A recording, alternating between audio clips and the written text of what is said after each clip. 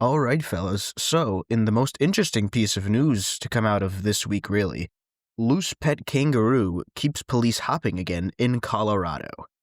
Chasing a loose kangaroo is getting to be part of the job for police in a southwestern Colorado city. Irwin the pet kangaroo wasn't difficult to nab when he got loose last fall in Durango. Still quite young at the time, he leaped into a bag similar to a mother's kangaroo pouch. But guess what?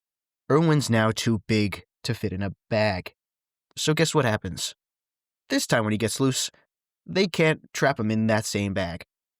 In a positive bit of news, they did catch him, even though they just kind of had to grab him this time. So, anyways, that's pretty much the only thing I have today. Definitely the biggest piece of news to come out of the week. Nothing really interesting happened last night, definitely. Okay, well, we'll talk about it. I don't know, man, just, you really choked it away right there. Really not good. Just the entire fourth quarter, they need threes to come back, and you keep giving them threes. This is a constant staple of the Knicks in recent years. Just like, team needs threes to make comeback. So instead of giving up the easy driving lanes, it's like, oh, you want to take it too? Go ahead. They give them the threes. Like, I don't know. And look, when it comes to Jalen Brunson, Cat, Deuce McBride, Mitch, and Mikal Bridges, you're not going to get any criticism from me. I thought they were great. They were incredible. They all did their jobs. Brunson had over 40. Cat had 35. Mitch was honestly probably the best player on the floor in the first quarter.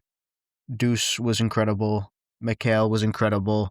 Just fantastic night out of those five. But when it comes to OG and Josh Hart, just awful, woeful, despicable, bad, unacceptable, selfish, just all the adjectives. Just absolutely nothing good from them tonight. At least in Josh Hart's case, I thought the first half he was pretty good, but that second half was just, my goodness, that was awful. OG, outside of that little 5-point stretch he had by himself in the fourth quarter, just awful night out of him.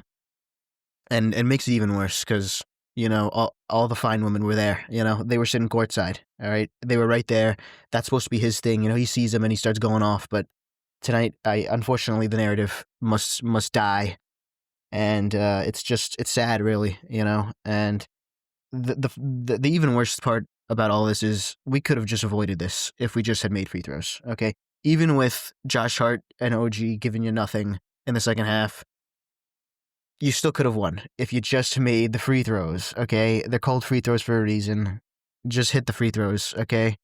It's just unacceptable, Teams up that big, that late, do not lose the game.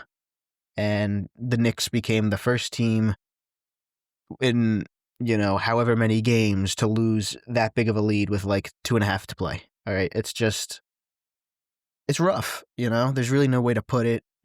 If there's one team that can bounce back from a loss like this, I think it'll be this one.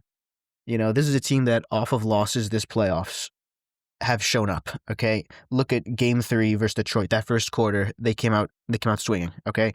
Look at Game 6 versus Detroit. They came out swinging. Granted, they blew the lead, but, they answer in the fourth quarter. They leave with a win, all right? Look at Game 4, the entire second half versus Boston.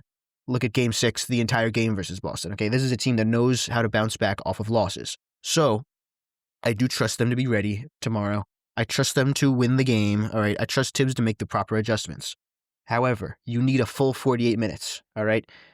We have seen this not just last night, the entire playoffs. You cannot play 46 minutes and beat the Pacers. You have to play all 48. So, going to need better performances out of Josh Hart and OG. Going to need a full 48.